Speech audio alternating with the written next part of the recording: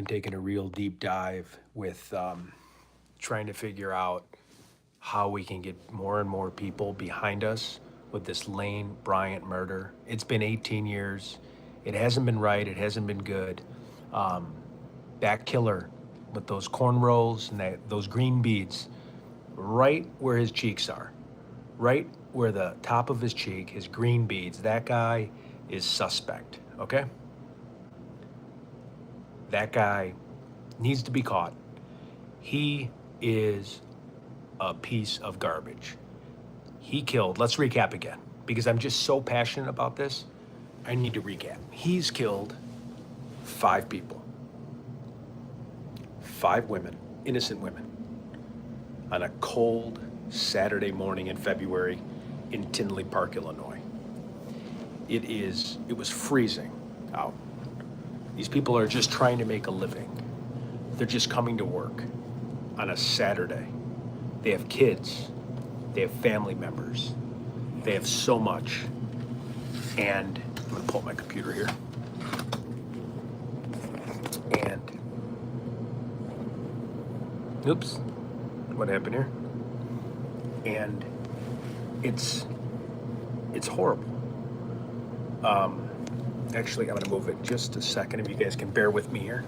Hopefully you guys can join. I mean, I don't know why no one wants to hear about this, but so we have a lot of things to discuss this evening on Ted Investigates, and we're super excited again to truly build this community and get it off to the right start. But like I said, I'm gonna go and recap again because I feel like we need to keep bringing up this story as much as humanly possible.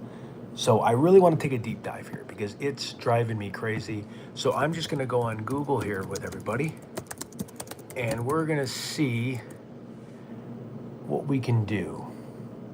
So Saturday, February 2nd, 2008, okay? The Lane Bryant shooting was an incident of mass murder and armed robbery at a Lane Bryant clothing outlet in the Brookside Marketplace in Tinley Park, Illinois, a suburb of Chicago that occurred on February 2nd, 2008. The shooting resulted in 5 people, and a 6th was injured. That 6th one was just injured. I'm gonna see if we can play some stuff here with everybody. Lane Bryant call, sound, audio. Okay, let's see. I'm gonna play a little bit for you guys. Developing at 11, police at Tinley Park say this new 3D enhanced image could provide the clues they need to solve a 10-year-old murder mystery. I'm Erin Kennedy. 10 years ago tomorrow, 5 women were brutally murdered inside a Lane Bryant. This was 10 years ago. We're at 18 almost. And I'm Marissa Bailey. Right now, that image and enhanced audio from a 911 call could change all that. Here's the enhanced audio. Joins us live from Tinley Park with more. Hi, Lauren. Hi there, Marissa and Aaron. Well, I just spoke with Tinley Park's police chief. He tells me this sketch was released on the eve of the anniversary on purpose because people tend to have the most interest in this cold case this time of year. The new 3D image is now hanging inside the police station and it's broadcast everywhere. It is an enhanced version of a previous sketch drawn from an eyewitness account in 2008. There's the murdered people. The photo uses facial identification technology to make it more lifelike. Now, whoever that man is entered a Tinley Park Lane Bryant 10 years ago and announced a robbery. He ordered a group of women into a back room, tied them up with duct tape, and shot 5 of them dead. One of the victims dialed 911. Police released a snippet of that call years ago. 911 emergency. Stay on the line. Stay on the line. God, that's scary. Police say the suspect's voice can also be heard on the background of that call. Detectives have now isolated the voice, although his words are almost indistinguishable.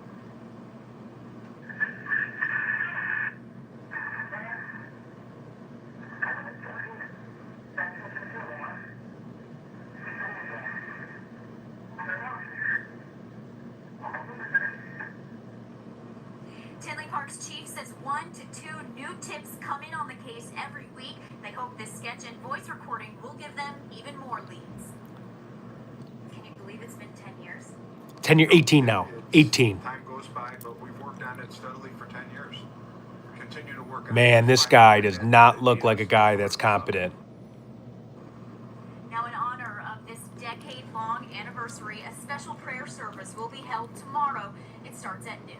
That's the very latest. I'm Lauren Victor reporting live from Tinley Park's Police Department. Ugh, that is just brutal, isn't it? All right, let's go to the documentary, the Lane Bryant documentary in 2025. This is this producer I was talking about earlier. How could this thing not be solved? What have you ever heard of unsolved mass shooting before? Yes, that question is being explored and closely examined in a documentary set to be released this winter, talking about the Lane Bryant killings from 2008. This documentary will include interviews with the family of the victims, which is something we have never heard before. So she took it upon herself to make the phone call. And when she made the phone call, it was chilling. But I knew that she was doing the right thing. And like I said, she's a hero. I don't care what nobody say or how they portray it. She did what she had to do.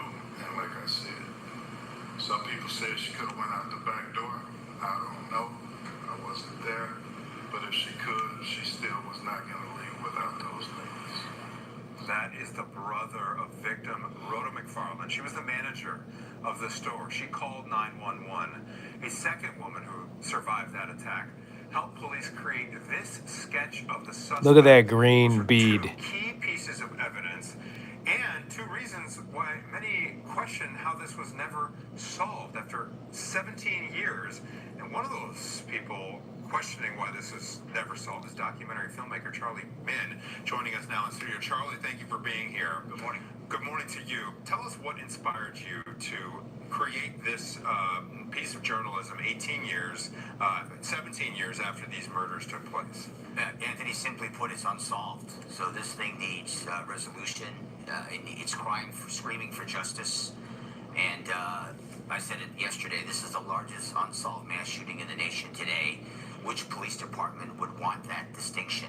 Yeah, no, it's definitely doesn't reflect well in the especially the investigative work in the early hours right after this shooting happened. Now we heard the interview with Rhoda McFarland's brother there. What other pieces can we expect from the film itself that we haven't seen before? Well, Tinley Park PD won't participate in the film. Not quite sure why. We're going to interview retired police officers and also Lane Bryant employees. One of them that was working at the retail store and knew the surviving witness. So I wish that surviving witness would come forward and possibly talk to the public. You don't have to give your name. You can certainly give information, because that's what this thing is dying for, is information. Mm-hmm. Yeah, and so what is your hope by kind of putting this out there so publicly? And I understand there's a significance to the date on which you'll be releasing this. Yeah, well, I plan on releasing the film right around the anniversary, which is on February the 2nd. So instead of just saying, here's another year, why not put a documentary attached to the anniversary date? Because a documentary is an excellent platform to inform, educate, and raise awareness. So the families deserve justice. A lot of these victims are living a nightmare. And look at those 5 faces right there. They're asking for our help. Their spirit is with us. And this is a black eye for the beautiful city of Chicago. This has to be solved. There's just no other way around it. So let's see. One of the other situations locally, this happened in the early 90s, that a lot of folks remembers the Brown's Chicken murders that happened. And there was lag time between, years, right? Before 9 years between those.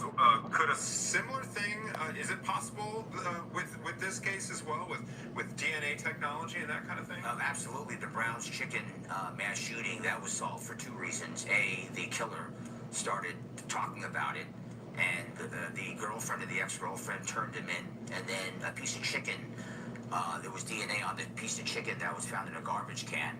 It was frozen to preserve it, and the DNA matched from the chicken wing to one of the suspects who was found guilty. So those two criminals are where they belong, and that's in jail. So maybe that could happen with Lane Bryant. Lane Bryant now has gone double Brown's chicken. Brown's chicken was solved in 9 years. Now Lane Bryant's going on 18 years. Which actually, to get to the point, is humiliating and pathetic. This thing has to be solved. And if it takes a filmmaker from New York who's very aggressive, then so be it. It doesn't matter if it's me, Dick, Joe, Harry, Sally, or Mary. Solve the thing. You've done 44 other documentaries. We have all seen that sketch, okay, so many times over the years. In your mind, is that the detail of that sketch itself? Does it surprise you that no one has been able to identify a for sure suspect here? Well, some people question the accuracy of the sketch because it came from a traumatized victim. Some people actually think that it might be a woman who did this. I don't think so because the 911 call, the background, It's definitely not a woman. sounds like A man. a male. But there's a lot of people who look like this man that you're seeing right now. I mean, that person can blend in easily at a White Sox game or Cubs game. No, he's got a Cubs game. green You just don't bead. know. So Someone's got to we're know. really not going on much. That's why, in my opinion, social media will solve this case. Tinley Park PD has to become more friendly with the media, with podcasters, with documentary filmmakers. Yeah. It still does nothing. Come on, people. Nothing leads to nothing. February 2nd is when this documentary will come out, Charlie. Good luck. Good job, Charlie. Good luck, buddy. You covered it. You covered Yeah, it today. that was my first day on the job here in Chicago. Caitlin. Man. Okay, here we go. We're going to watch another one. It's a cold Saturday morning in Tinley Park, Illinois. Inside a Lane Bryant clothing store at a suburban strip mall, 5 women are shot and killed, execution style. The shooter, gone. No trace. To this day, no one knows who did it. Oh, by the way, I'm not a It's Packers one of fan, the but most Eagles and Packers are chilling on. unsolved cases out there. But here's what we do now. Let's recap.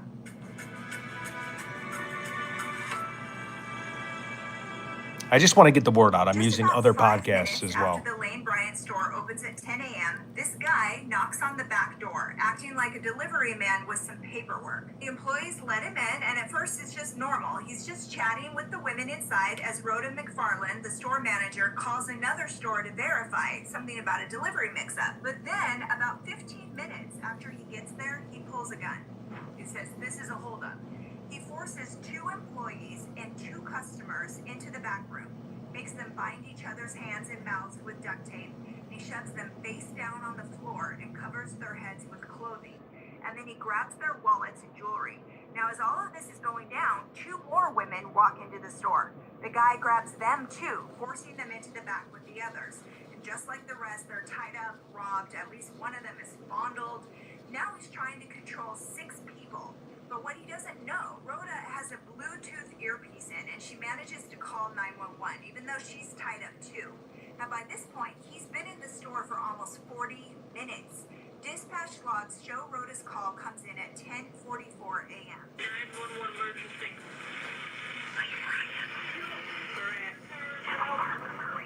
Stay on the line. Stay on the line. Let me get you to Tinley Park. Don't hang up. Police isolated the man's voice in the background, but they've only released a small part of it, hoping someone out there recognizes it. This son of a bitch.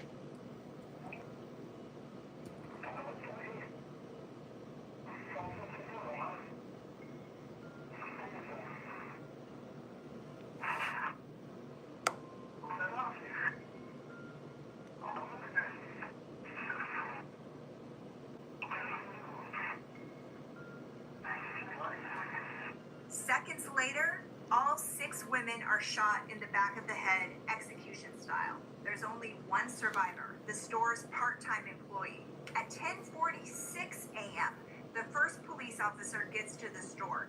He happens to be in the Target parking lot 200 yards away when he got the call, but the shooter's already gone. Unfortunately, the store doesn't have cameras, but the Target cameras across the Yeah, parking it's lot, pretty thanks difficult to to the help see. of NASA, like getting to the bottom of this very fuzzy footage. They catch an SUV and a sedan pulling up and leaving together around 10:45 a.m. So the shooter gets away just seconds They don't think before the it's that officer car, shows up. actually. The whole shopping center goes on lockdown. Cops move through each store, guns drawn, checking every aisle. But the place is right next to the interstate, and this guy, he's already long gone. Within minutes, the case gets handed over to the South Suburban Major Crimes Task Force. That's a team of investigators from different agencies, including the FBI, the State Patrol, the U.S. Marshals, and the local police. And here's the chilling part. They've seen something almost exactly like this before. Have you ever heard of the Brown's Chicken Massacre? Okay. One of the We most we infamous don't need to keep going back into the Brown's chicken thing. So, let's switch it around here. Okay, so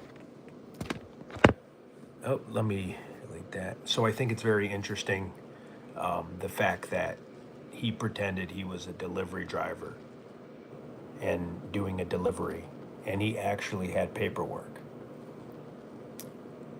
That seems clever.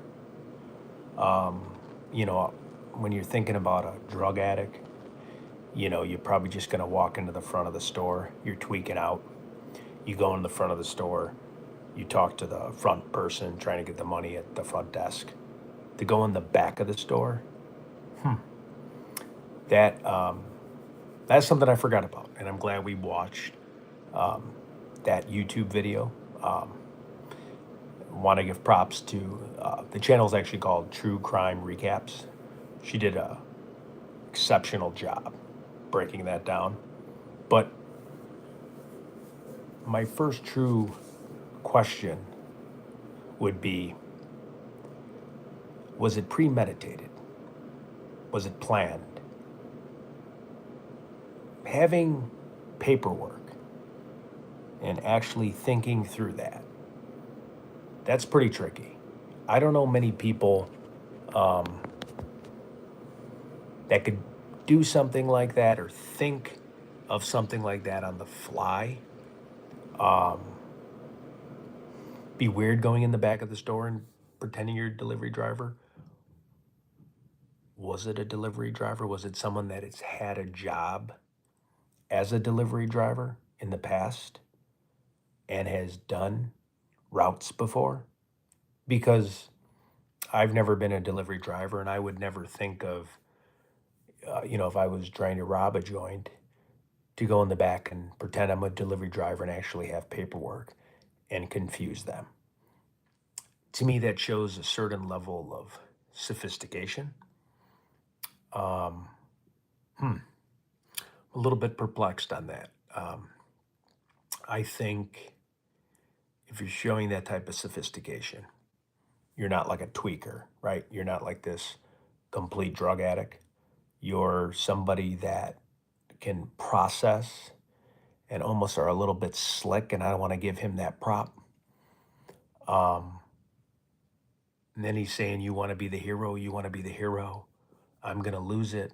That's kind of an unstable mind. I'm going to lose it. Getting mad at somebody for playing the hero. But those are kind of like old school dialect. I feel like, you want to play the hero? Like somebody that's probably been in situations, have hurt people before, have robbed people before, have been in fights. Oh, you want to play the hero? Like to even like think of that, this is your first time robbing somebody. I'm trying to really put myself in their shoes. And if this is your like first time robbing somebody, I'm not thinking, oh, you're playing the hero, right? I'm panicky. I'm going through the motions. I'm not like having this dialect with these people. I'm just trying to get in and out. He was there for 40 minutes. What is he doing there for 40 minutes? So he's duct taping people up. He's making everyone duct tape each other. And then he's kind of just sitting around in there. He's not leaving. And then because, at one point of the story a while back, they thought maybe it was an ex-boyfriend. Maybe it was someone was seeing. I would hope law enforcement would be able to go down those rabbit holes. I mean, that's pretty easy, knowing like, all right, who are these people dating? Was there any domestic issues? things like that. So um, it was, it's just, it's weird because you have 40 minutes of time. You have delivery driver with papers. He goes to the back of the store. I just can't fathom if you're robbing the joint, even if you're getting people to duct tape each other up. I just can't picture somebody being in there for 40 minutes, not panicking. It almost seems to me like it could be like an ex girlfriend was working there, right? It's like you're comfortable, you're with the person, and you want to be there and you don't want to leave. I'm just trying to like walk through, conceptualize why someone could feel comfortable there for 40 minutes and not run in and run out, right? 10 minutes, 15 minutes. 40 minutes means like there, again, this is just speculation, but there could be passion. There could be like love, right? Of an ex girlfriend. Like you are there now, you've duct taped people, you don't want to leave this person because you know she knows who you are now, but you love her so much. So you're in there because you're an obsessive person, you're an abuser, you don't want to leave, but then you know you got to leave once that lady makes that phone call and you got to shoot everybody. So that could be an angle. I'm just finding it really hard to believe it was just like a guy needing money for drugs when it was premeditated like that. So, anyways, we're going to be going through this a lot more and really taking a deep dive and getting exposure to this case, just like the filmmaker was talking about wanting to get exposure, saying podcasters should really spread this on social media. And that's really the goal here. And we're not going to stop until we can get this person. So that's what I have for you for tonight. As you can see, I'm very passionate about this case. I really want to build out this true crime community. I want to solve crimes. I like doing true crime documentaries on, from like serial killers and mass murderers because I think it's spreading the public awareness of these people so parents can identify, the upbringing and how to raise children correctly so they're aware of what someone could turn into. And I think making these videos make people aware. But I also want to solve cold cases because I think that's really important. It's not just about getting views, it's not about getting subscribers, it's about the views that are getting to the right people. Maybe one of us, the podcasters, the content creators, maybe one of us eventually gets viewed by the person that knows the person with the green beads and he finally feels guilty. It's just that one video, right? Everything works, nothing works. And really trying everything because it's just that one video that he sees that he knows the person. He goes, you know what? I've had this on my mind for a long time and my conscience is killing me and I want to go to the police now. And it's because of a content creator. It's because of a podcaster. It's because of somebody that was passionate about what they're doing and took time outside of their full-time job, which obviously I have a full-time job, right? I couldn't afford to do this. So this is just passion. I want to get the name out and I want to see this guy arrested. So I'm doing this, just out of my own interest in true crime, but also my passion in getting loved ones answered. I think that's very important. So, anyways, we're done we're done with this case for this evening. We're gonna have a lot more content. I tried to reach out to some of these victims' family members, but you got to be very respectful because I mean, if they're doing filmmaking, and they're doing other cases. I'm sorry, not other cases. If they're doing a documentary and they're willing to go on camera, well, let's hit it like the filmmaker said. Let's get a different angle. Let's have some podcasters kind of blitz it out on social media. Let's throw it on TikTok. Let's throw it on Instagram. Let's throw it on Facebook. Let's put it on discussion threads and Reddit. And let's really spread the word to as many people in that area. And I actually paid for targeting tonight, where I'm blitzing the area with my Tinley Park video, the Tinley Park 5. If you haven't seen it, check out my channel. It's on there, and it kind of goes over my thought process with law enforcement. Law enforcement did drop the ball, 100%. Like you have, you know, the podcaster said you had local law enforcement, you had like a special investigations division, you have sheriff's police, right? You have county police, okay? You have Illinois State Police. You had a cop that was 200 feet away. You have a unique braid that was beads that were green. Somebody knows something. You have the make and models of vehicles, right? You have a witness, a description, who's been there, who was shot, and then was shot in the neck and played dead. You have a sexual assault that happened, potential DNA evidence. You have a lot of things to work with, and I think it wasn't, the case wasn't done properly. You know, I think even back then, like the agencies, right, the different law enforcement agencies, the FBI wasn't talking to the state police, like they weren't communicating like they do now, where it's kind of like an open door policy and they have to communicate. You know, this guy's definitely out there. This guy, he probably has a Facebook account. He probably has YouTube. He probably goes on YouTube. You know, he probably watches football, right? Or he probably watches sports. He's living his life and he's enjoying his life. And that just frustrates me, to kill 5 women and he's sitting there enjoying his life. I'm actually at a hotel because, sorry about the background, but I'm going to try to film up I'm in Milwaukee right now, going to buy Jeffrey Dahmer.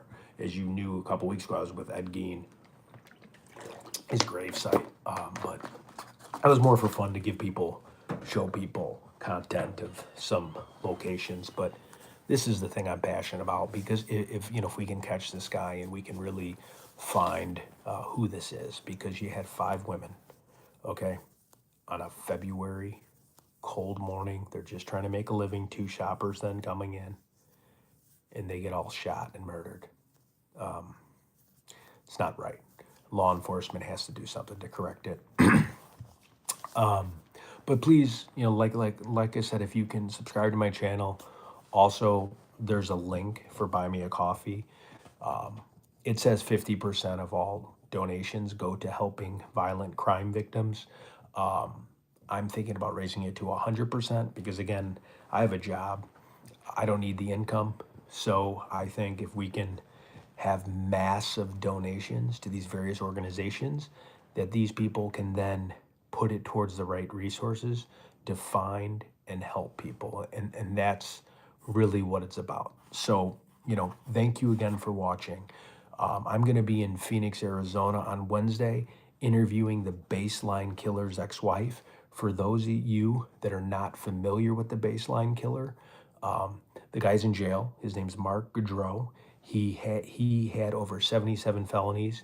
He had sexually assaulted 11 women and had 9 homicides. So that's a total of 20 plus homicides and rapes in a 8-month period in Arizona. It was one of the biggest cases. So that's who I'm going to be. I'm going to be interviewing his ex-wife. She is kind enough to meet me at his actual house. She still feels that he's innocent. She divorced him because of property, and so the government didn't take everything. But yeah, I really want to pick her brain about that. And then the more we learn about victims that are married to killers, the more we can understand and preach to other people to get the awareness out, saying, hey, listen, this lady didn't see the warning signs. This lady kind of looked the other way. And then my thought process in this is if I can really pick this lady's brain and we can get this message out to a lot of other people that are victims or living with people that are violent abusers, they can stop these people in their tracks because they can watch a podcast and they can see the traits align with who they're living with, and maybe we can stop maybe one or two people from doing these horrific crimes. So anyways, I just want to thank you for watching, and I hope you enjoy my content. And we're going to be doing a lot more of this. So it's going to be a really fun channel of all of us getting together and really growing as a community. Thanks again for watching. Ted Investigates, thank you. There's going to be a lot of stuff too from Jonathan Honerbrink. He's really digging up under rocks, and he's going to be investigating the whole Gacy thing in Waterloo. Just to kind of touch on this real quick, we're going to be going after Michael Rossi, who is actually was a guy that was groomed by Gacy that lived in the house. He lives in Illinois. I know where his address at. I'm not going to disclose it on here, but we definitely want to interview him because he knew things. I'm not going to speculate. Allegedly, I feel like he helped out with burying the bodies, allegedly. But we'll leave that for another day. Thanks again for watching. I'm going to end this podcast if I can figure this out.